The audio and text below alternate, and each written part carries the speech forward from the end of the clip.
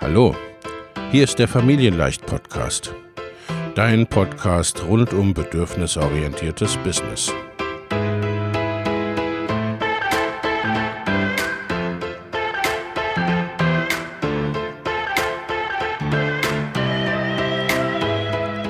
Für Mütter und vielleicht auch Väter, die ihr Leben und ihr Business im Einklang mit sich selbst und ihrer Familie gestalten wollen.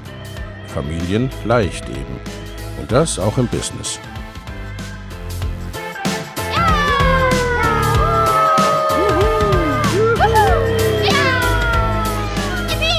Herzlich willkommen, sagt dein Host Lena Busch, Gründerin von Familienleicht. Und immer auch mal wieder mit dabei Michael Busch, ihr Ehemann und Partner in Crime, Love, Family and Business. Viel Spaß mit deinem Familienleicht-Podcast.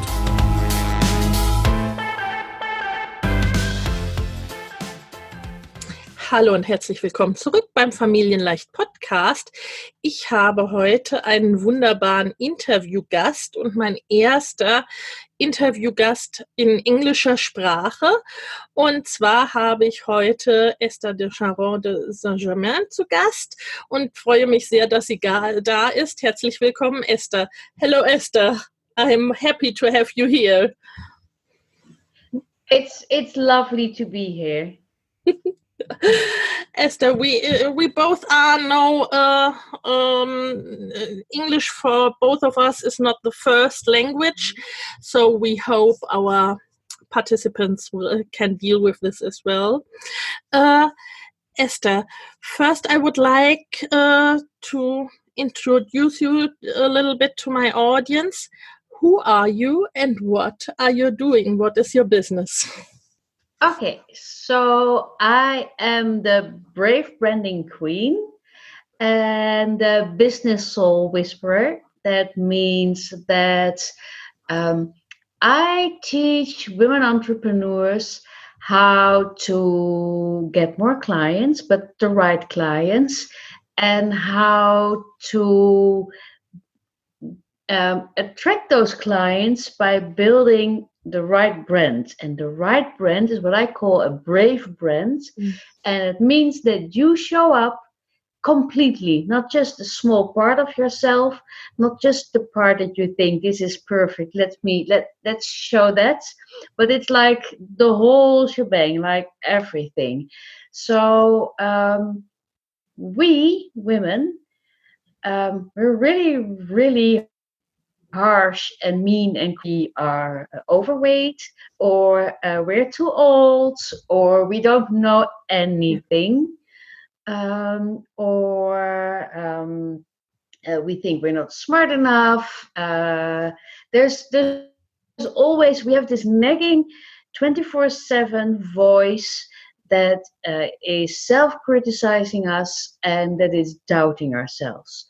So what I actually teach my students is to see through this layer of self-criticism and doubt, and then dive into the gold, because the gold is hidden under this thick layer of stuff we tell ourselves.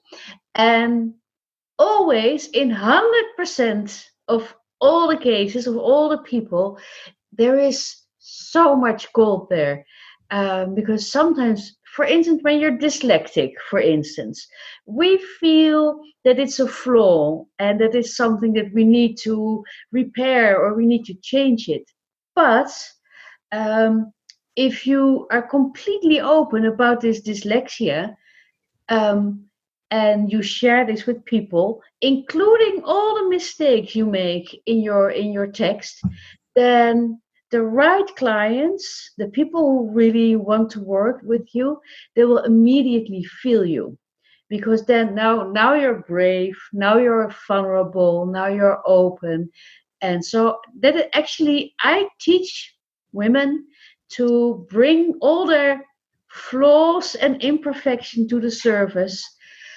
And that's when you become a real person. And we want to connect with real people, not just with Instagram perfect. Blah. That just doesn't work like that. Yes, yes, and it makes people, especially women, and I think a little more, especially mothers, to feel even more small and more, okay, I'm not good enough with all this perfect stuff around and what I should do or how I should be. And therefore, I think it's so touching and it's so important, the work you do, and I completely agree with you, because I have this with my clients a lot as well, the gold which is underneath, and you have to dive through all this, and you have to be brave to do this, because it's not so easy for most of the people. And for me, you are a person, you are and you live what you teach, and your own brand, it's so completely you. Thank you. Yeah, and so I think it's not the usual way for branding. No. And I think you had to be brave as well to do so, right? Yeah, well, especially because it's not the usual way of branding. Yes. And so what I actually do is empowerment and really deep coaching. And but so my background is branding and design and communication, and I love connecting the really practical stuff with the really deep stuff. It sort of does something with my brain when it goes like, yay, this is so fun. So I make stuff up on the go. And so I don't follow any rules. And sometimes that freaks me out, because it's, every time we do something that is not going according to all the do this, go there, and steps, it makes you vulnerable. And we don't want to be vulnerable. We want to be safe within our secure box, actually. Even though we actually want to be out of the box, being in the box is nice and safe. Yes. So this is like a constant push and pull of wanting to be safely in the box, but we actually want to be out there and do fun stuff. Yeah. This is like throwing you here and throwing you there. And I think you worked in the how should I say, normal or usual marketing for many years, right? Yeah, so in visual identity and big projects and in the arts and in corporate, and so they follow rules all the time. Yeah. And since I am incapable of following rules, I actually got into conflict a lot, because I don't want to go from here to there, because I can feel that this is the road, and that you need to be there instead of there where everyone wants to go. So that's one of the great things of being an entrepreneur, is that you can follow your own road. Yeah. That's what I found out, but it took me a really, really long, long time. It was more like I had to be the chief or self-employed, because I'm sort of unemployable. Yeah. I think there's no one who has been an entrepreneur as long as we or anyone else who's being out there. I mean, it's virtual. I mean, I can imagine that it might be fun to be behind, at the supermarket and talk to people and just like for a week, like Yeah. start and go home, and then there is nothing. That might be fun for a week. But being back in corporate and follow rules, no. Yes. Yeah, and I think it's so important to see this because we grow up and we are told to follow the rules and to see the quality in this and to see that this is a good thing. Yeah. And we can use this for us because most of us we were told that it's not so good not to follow the rules and that it's wrong maybe. That's when I don't know, I think I saw you the first time at this when we first met, I think around 2 years ago. And I saw you on stage and you told us something about, I think you used the term the ugly duck, maybe. Ugly duckling. Yes. Yeah. I still use that. Yeah, because finding so I always felt the ugly duck and ugly duckling, and I forgot about the ugly duckling. Thank you. I think I was the only brown girl at school, so all the others were really blonde, and I was a kind of girl who. So there was this little magazine we had in the Netherlands. It was called the Tina. It was like a magazine for girls, and all the girls were blonde, and they were really thin and perfect, and they lived in perfect houses, and their room was always perfect, and my room was always like an explosion. I had my father's from Indonesia, so he was really dark skinned. And when people asked me, so where does your father? And I had this really strange long last name, and people just couldn't figure it out. And I always was really messy, so I really tried to be blonde and perfect and thin. But I was never thin and I was never perfect. I was very not blonde, and my dresses they had stains on it. And so there was one time we were standing outside, and I was with all my blonde girls in my class, and I went home, and I think I was 9 or so, and I went home to put on different clothes because I really desperately wanted to fit in. And I just couldn't do it. I couldn't fit in. And then when people asked me what's your father doing? And then I told him he worked for Shell. And then they asked me at what gas station, because they immediately thought that someone who was dark skinned worked in the gas station. But my father was a manager at Shell. And so welcome to my youth. Yeah, okay. There is some stuff in this. Yeah.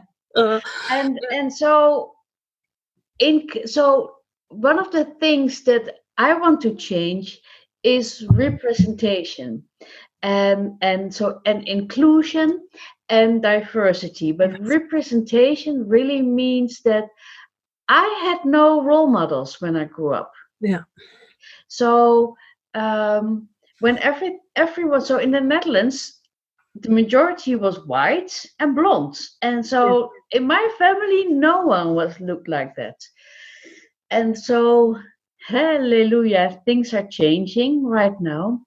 But I really, really, really want to live in a world where fat women and thin women and old women and men, of course, and children, where they can see themselves, where they feel like they're being represented. Yes. So my son, who's 14, is completely in love with Trevor Noah, because Trevor Noah has a dark mother and a white father. So even though he's from another country and whatever, but he really feels represented by him. Yes, I see. Yeah. And this is, because this is it. It goes from sort of from generation to generation, and it always will if we don't cut this any. Yeah, well, if we don't recognize it, and if we don't actively change it. Yes. So when I see women entrepreneurs use imagery in their business where everyone is white and 35, then I know I don't want to work with you. And I would tell everyone who is doing that, don't do that. Make it diverse. If you want to show up, if you want clients, they need to recognize themselves in you. Yeah. Imagine that you would be the most perfect woman with like hair like this and that, and I mean, motherhood very often means that there is snot on your shoulder and bread somewhere here. And I mean, well, my son is 14 now, so it's getting much better, but it's still, this is what happens. And so if we play with that, if we make it fun, because it's sort of fun when there's snot and milk and I don't know whatever on you, and you play with that, it makes you immediately recognizable and relatable. Yes. Well, yes, that's really true. I think for some years it was I was recognized because in my webinars, often one of my children came along and or was sitting on my leg or something. Yeah. And this was something most people didn't do, or they tried to put their blazer and stuff on and all perfect surrounding. And yes, I think this is so important, not to make a new hamster wheel, to create a new hamster wheel by putting these rules we didn't like in corporate into our businesses. Very much so, yeah. Yes. Yeah, and so this is, I think this is sort of your why as well, inclusion and diversity. Yeah. And I think you agree with me that it's important to have a strong why for your business, right? Oh, completely. Yeah. I so this is really, so what I find is that having a big why, like changing the world, like, so if your why is I stand for no plastic in this world, or something big, something that you might not even achieve in this world, like, I mean, world peace, go for it. Yeah. And so if it's really big, then it becomes less easy to quit. Yes. Because it's like, if your why is like, it's like such a heartfelt, strong vow that you make. And we do so many things that are shit scary. The thing when we need to call someone or show up or go somewhere where you actually don't really want to go because it's so nice to hide, then to me it helps that that why is there, and I made a vow to work on it. Yeah, because this helps you when something freaks you out, and Yeah. So I made a promise. I'm doing it. Yeah. yeah. And so that's I make I segment your why. So it's like the big that's the big why, but the smaller why is I want to pay for a new house in cash. Yeah.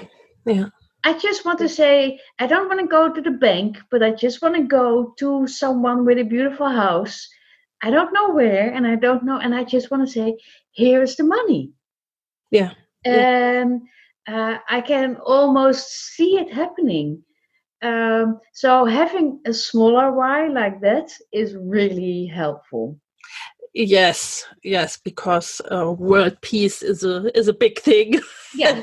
You maybe get lost on this way sometimes, and I'm not quite sure if everybody needs such a fundamental big. No. If your big why, and it will change all the time. Yes.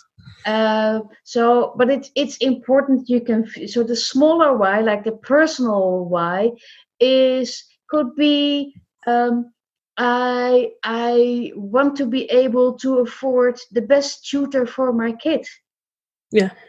Or I want my family to eat the best healthy food, and that means that I need to make another €1,000 every month. Yes. It can be that simple. Yes, I think so too. And on the other hand, the brave brand, let's say, and the why, it for me it's sort like it puts all pieces together. By when I read this about you, because you wrote it on Instagram, I think some weeks ago.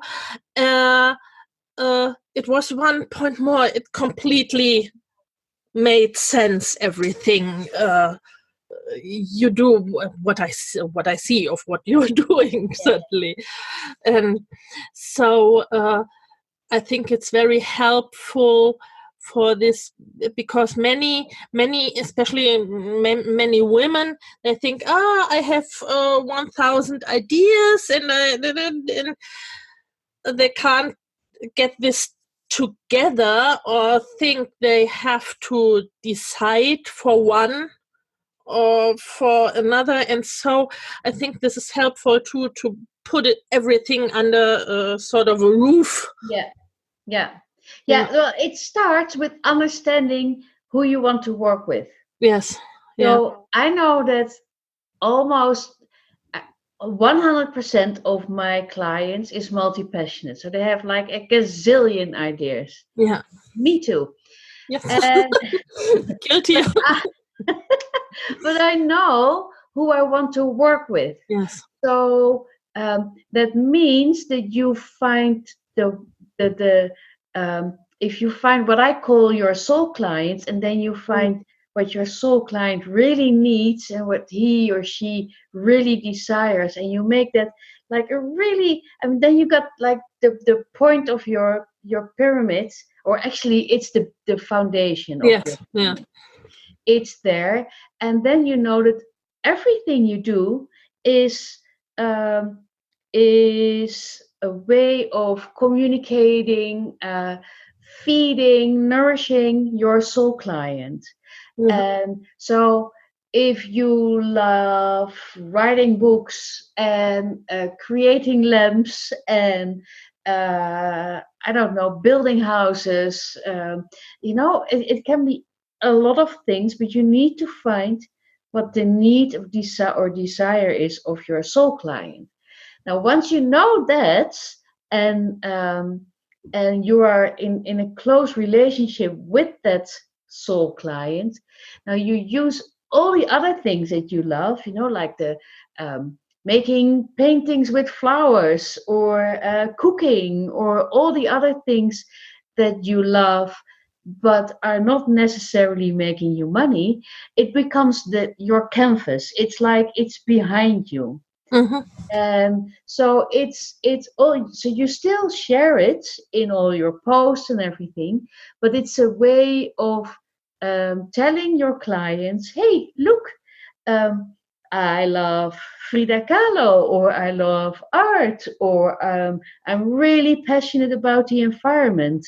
So it's just it's a way of sharing your persona with the Yeah. people you want to work with. Yeah. But it's a big mistake to think that you need to make money with everything you love. Yes. Yeah, I think that's true. Yes. Yeah, and it's not necessary because when you show all these aspects, and you show that you are not only one piece in a box, Yeah. And so aren't your soul clients, right? Mm-hmm. You say you love to work with multi-passionate women. Mm-hmm. So for them, it's completely clear that everybody has more than one interest. Yeah. And they are interested in you showing this to them. Yeah. And if they don't like it, then it's okay. Then this is not your soul clients. Yes. Yeah. I think this is a big point or a big change during the last years, and maybe through the internet. I think then to say, okay, then they are not my soul clients, and this is fine. This is okay. Yeah. I don't have to change myself and what I do. I don't have to. Yeah, and I don't have to serve everyone. Yes. Yeah. And this is completely different to a local business where you have to work with the people 20 kilometers around you. I know. I live in this tiny village. There are 119, and when someone dies, it's 118 people in here, and they have no idea what I'm doing. Yes. Yeah, and it would be difficult to run a business with by serving them. Yeah. Yes. Yeah. We talked. You were self-employed already when you became a mother, right? Yeah. How was this for you? Did it change something, or did motherhood change something for you in your business, or? I stopped working for one person, one business, in 2002, and then I worked for a long time. I was a consultant, so a freelance consultant, and so I worked on one project for a longer period of time. So I kept working. So I was 41 when I became pregnant, and so I was 40. I was 41 when I got married, got pregnant, and 42 when I became a mother. So everything was weird already, and special and unique. And so, what changed? What changed was that so I actually built everything around my son, and so I stopped working, I think 14 days or so before he was born, which was a little bit late, but I just thought, bring in the money. Yes. And then I was at home with him for 3 months or so.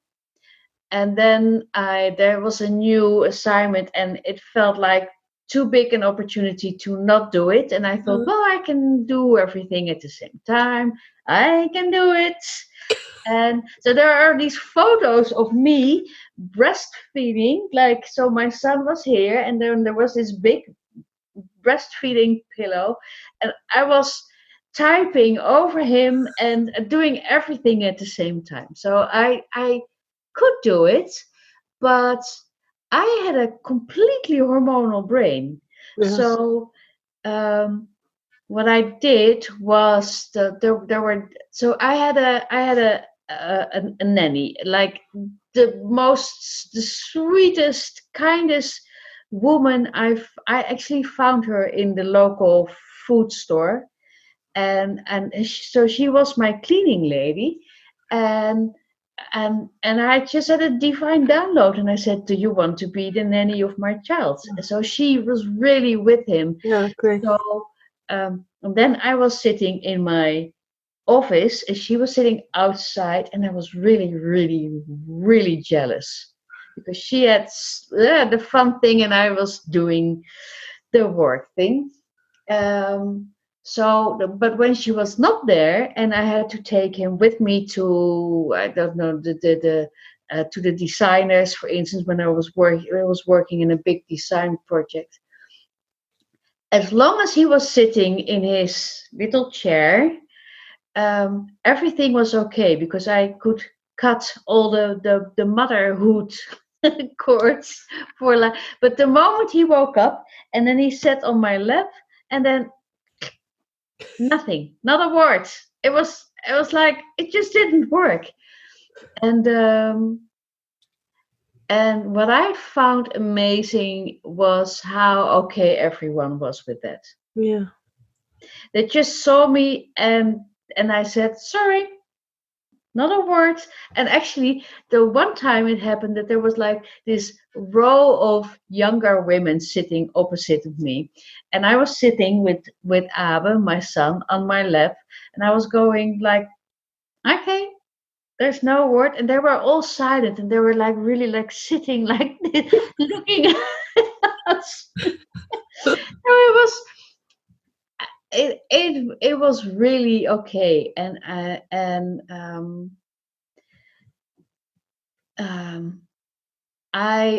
I really, really loved having him around when I was working. So he was used to having a mother who was working, and so not too long ago I asked him, how do you feel I'm always working? Because there was this period when I was working like crazy all the time.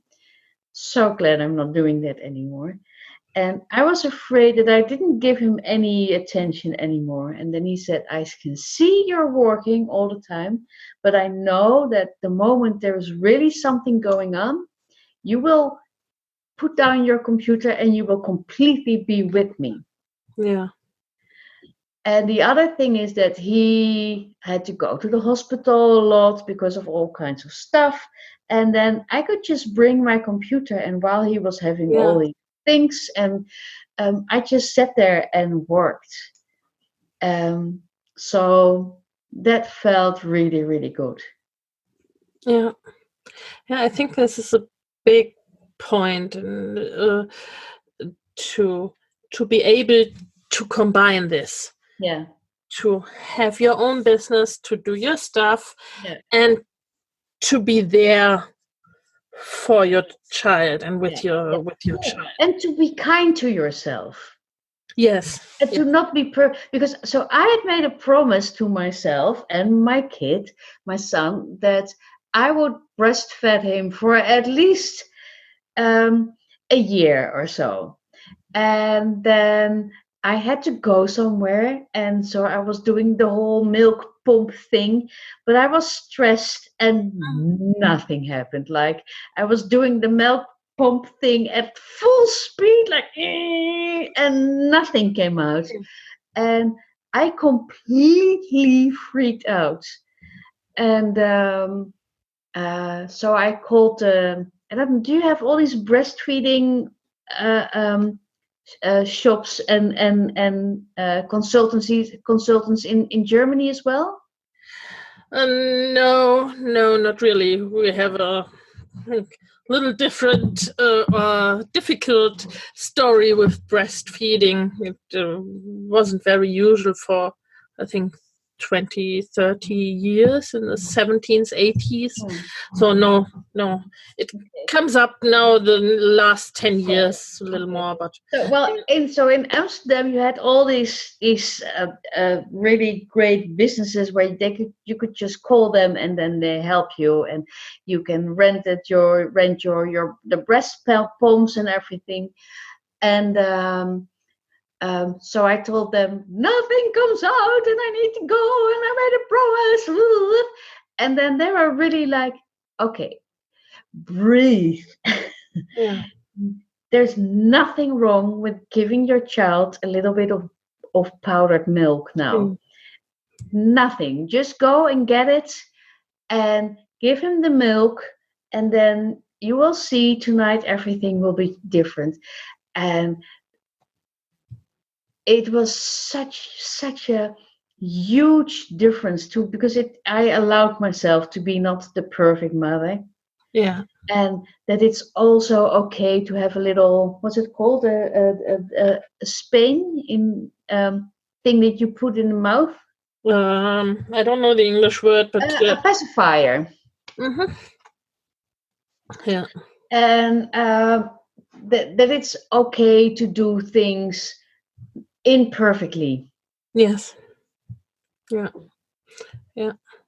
Yeah, I think there's a lot of pressure on mothers in general, and by Instagram and stuff. You have to do it this way, and you have to do it this way.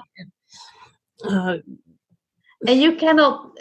Plastic is bad, well, it is, but it's okay, everyone, if you do something, if you give food from a little jar, or whatever, or yeah. Yeah, it's like the plastic thing in general. No, we don't need 1,000 people who do it completely perfect. We need millions who do it imperfectly. Yeah. Yes, yeah, completely. And for you and with your business, and even when the kid grew older. What were the advantages or disadvantages of being self-employed as a mother? So far, I can only see advantages. Yeah. And so my husband is sitting in the room over there, and so he used to have his own business, but now he works for me. And so in the morning, he is taking care of him, so he goes to school in time and has his food and everything at the bus in time and everything, and he does the whole cooking stuff. And I'm here or wherever I need to be and work with my clients. And so we asked our son, do you even realize how unique it is that there's always someone there when you come home? That we can work at really, really strange hours just to be with you and do something fun or play hooky or go to the movies at a strange hour. And he actually really thought it was normal. And that everyone had this. Yeah.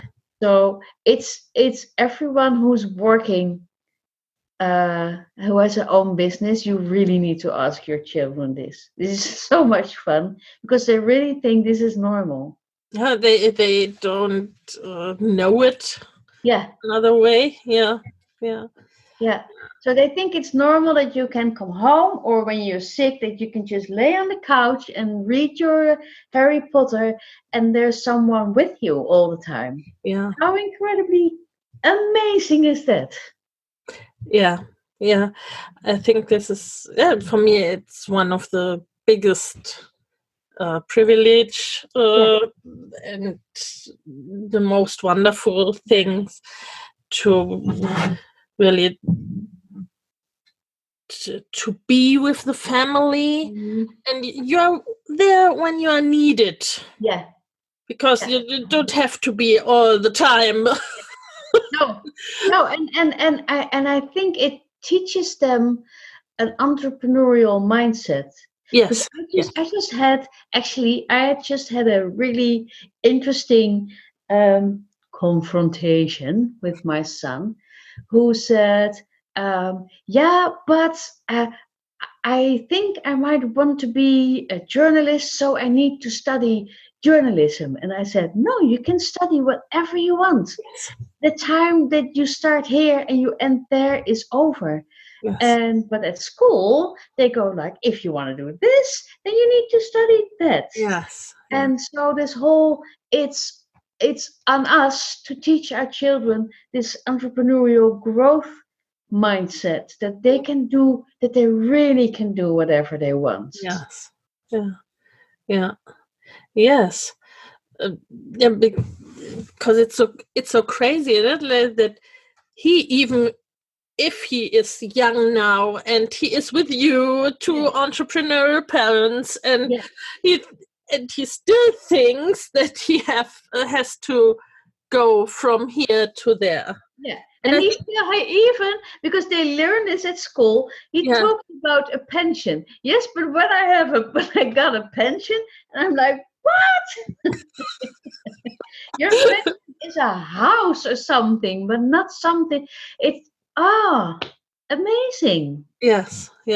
It really is. So, you have these conversations with your children as well? Not so much, because my oldest is 12 now. The others are younger, but a little bit. I know this, that they think it's normal. For me having at home my husband, he's not so long. He is now with us for sort of a year. So they know it, that he is not around the whole day, but I was there the last year, so they know me working at home, and they are.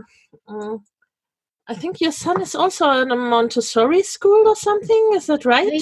He used to be at the Montessori, but he's at the Waldorf, the Freie Schule. Yes, the Freie Schule as well. So it's not the normal. Okay, you have to work on this, and then you have to work on this, and even then they have this ideas of. My daughter, she for a long time she thought she couldn't read because she never learned it. Because it was like at one time she did it. And but I think it was the grandparents and something maybe a little bit or when do you learn to read? And so she waited when she will learn it, and she never sat there and made her A's and B's and stuff. And which is the best way. She just sure. It's so much in the heads, and so I think it's really important to show it and to tell it our children again and again and again that there is no way I already decided that I will take my son to a couple of business summits, because I thought he really needs to see, he needs to get a feel of what it's like to be an entrepreneur. Yes. Because I think it's still, when you hear at school all the time that when you want to be a baker, you need to go to baker school, and something like that. And that everything is like you start here and you end there. Yes. And so they need to see this. So I was at a conference in London last week, and I sat next to a young guy, and he has this huge following because he teaches people how to drive their motorcycle and racers, like how to be a motorcycle racer, like really niche. So I said to him, I need to have a selfie with you because I need to show my son what is possible, that you can actually really do whatever you want. Yeah, it's so important because I think, I know we both work with people, with women who try to get back to this and put this around in their 30s and 40s or 50s. I think it's so important not to lose this, or to see it, to learn it, how what it really means. You can do whatever you want. There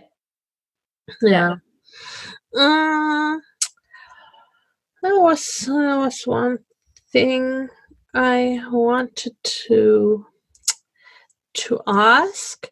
There is when we come to the end, I always ask my guests if there's one thing you would like to tell to the audience, what you think, what's maybe the most important thing to look at, or what you like to point out. Are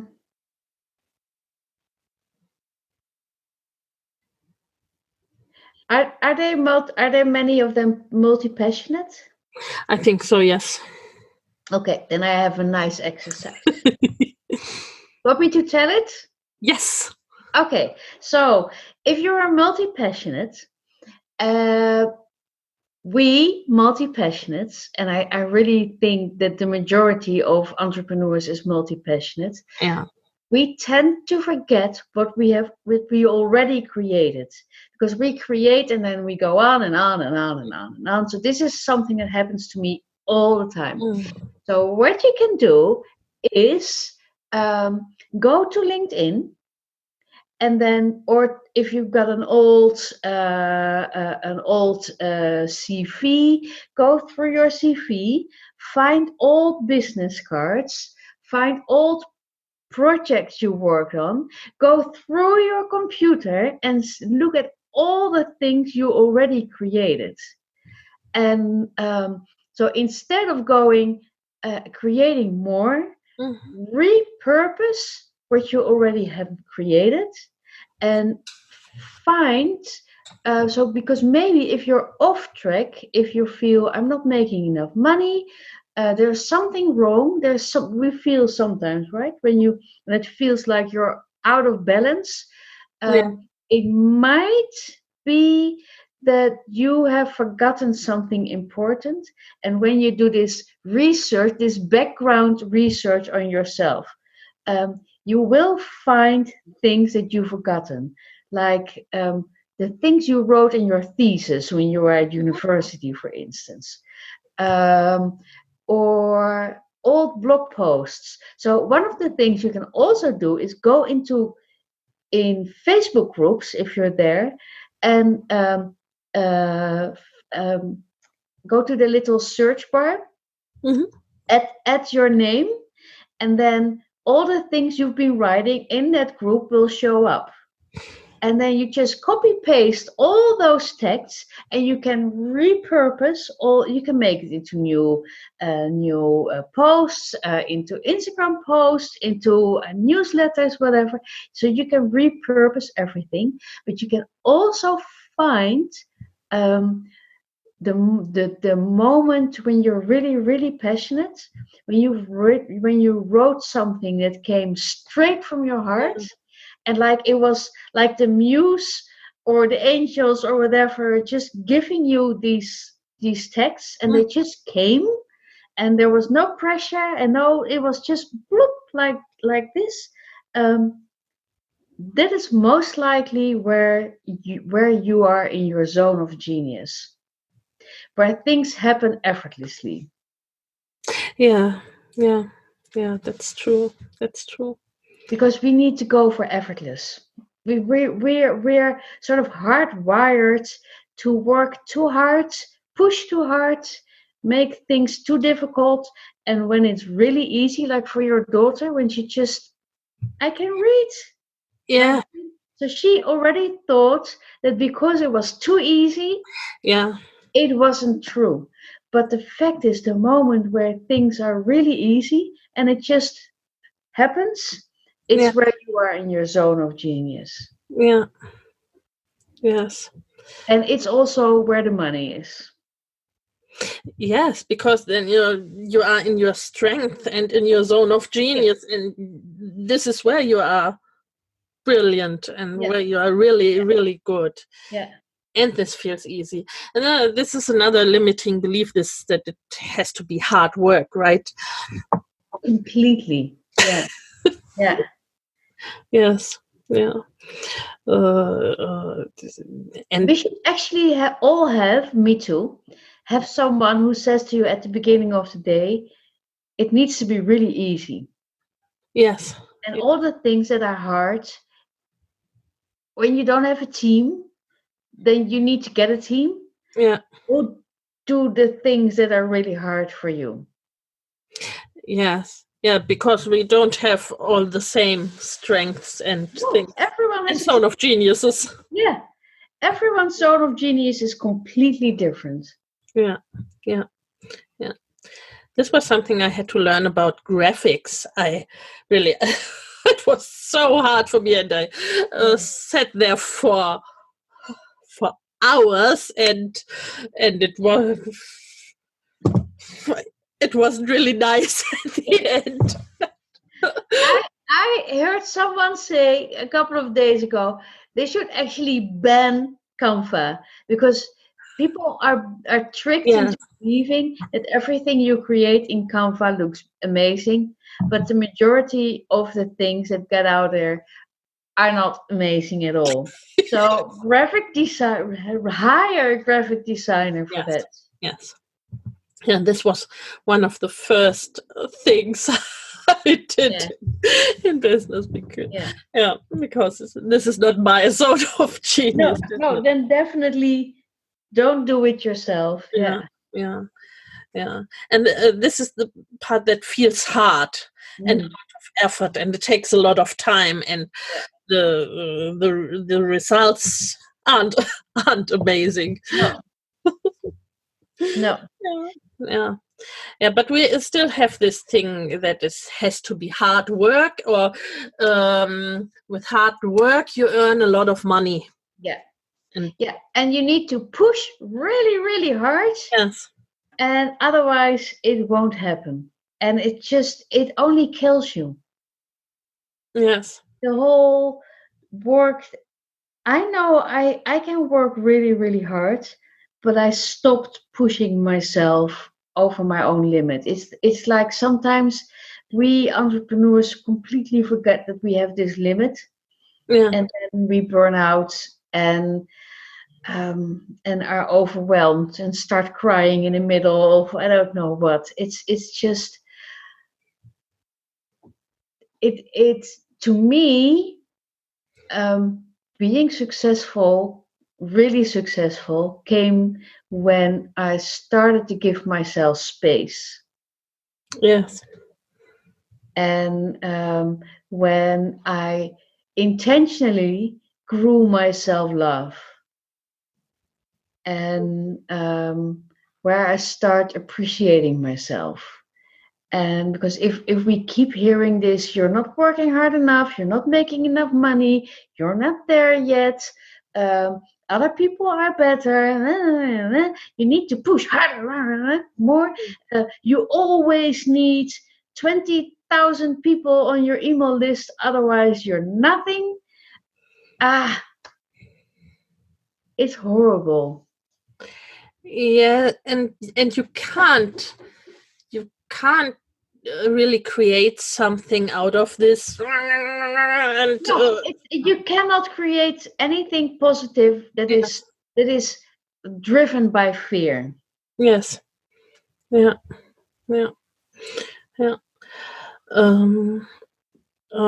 But how to? I think how to get out of this. Because in the end, it's about self-love, right? Yeah, definitely. It's all about self-love. And getting out of fear starts with recognizing what you're actually doing. And by listening to this voice, this endless chatter, and this, when your heart is like this, and it feels like there's no space for you. And so it starts with taking up space. It starts with broadening your mindset, like really, really believing that there is something big possible for you. It's different for everyone. To me, it is important that the space around me is beautiful. And that I deserve something that is beautiful. Deserving is very important. Yeah. And taking the day off, doing something completely counterintuitive, because you think I just need to sit and work more, and then just don't do it. Go out, and because you cannot think clear anymore. So I go to the spa every couple of weeks, and I just am there, and I cannot use my phone there, so I cannot work. I always bring a book. I never read a book. I just sit in this bubble bath thing for hours, and in the cold air, and clear my head and just sit there. Yes. Yeah.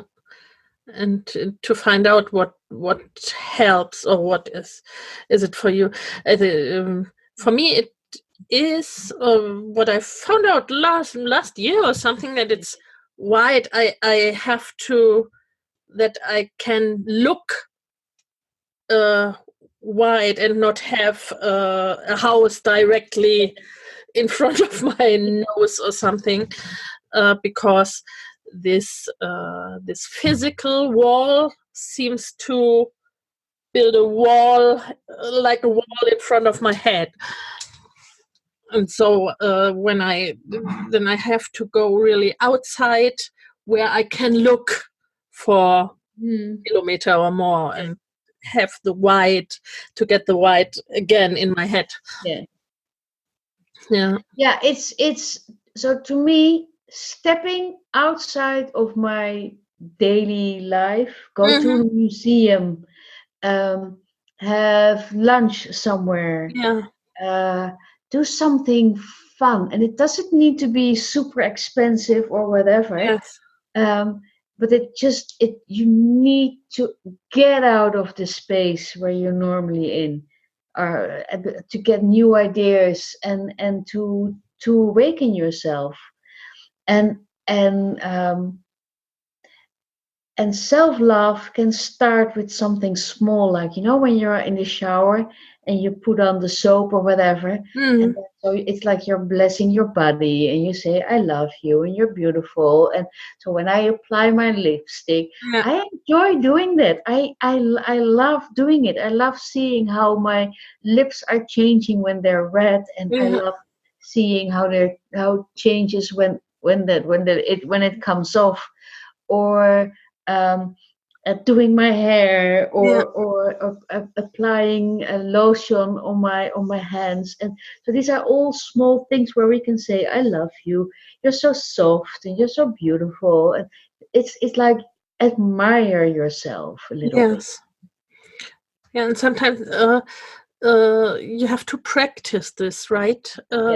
Because when you think, when you come out of the ugly duck state, it's a little journey, or a bigger journey, to I deserve this, and I give myself what I deserve, and I allow myself. And it's all these little things. It's like, make sure you got a glass of water next to your bed in the morning, and then have it on a little image that says, I love you, you are amazing, something like that.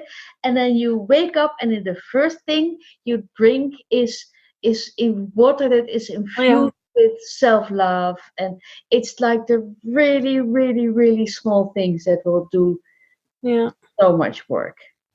Yeah. I love this. Yeah. Esther, thank you so much. I really enjoyed this. When people want to see what you do, because we told they liked our talk and thought the amazing things, where do they find you? At estherdecharon.com. And that's where you can find the freebies and nice stuff, and so everything is there. Yeah, we will put this in the show notes as well. Great. Yeah. Thank you so much. I see we have we have nice paintings or we have amazing backgrounds. Yes. So nice. Yeah. Thank you very much. I love doing this. Yes. You're a great interviewer. You're so easy to talk to. Thank you very much. Yeah, it's the same. It's like with the clients. It's easy with the right persons when it fits together, and with clients and with cooperations and interviews, I don't think that it's useful to it's like this, I should have so much people on my email list. It's I should cooperate with this person because this is good for me, this is good for my business. No, doesn't work out. It's like I like which person I like to talk to. I feel we have these amazing tools, our intuition. It's infallible. It's our greatest gifts, and I find that whenever I'm counterintuitive, and when I just do something that's driven by fear of my head, I always run into a wall. Yes, it really is. And this stuff out of intuition, and I want to do this, and I want to work with that person, or I want to talk to that person. This is the stuff then also for the clients or the listeners or whatever, where they can get value out of it as well. Yeah. Thank you so much. Thank you so much. I love this. Bye.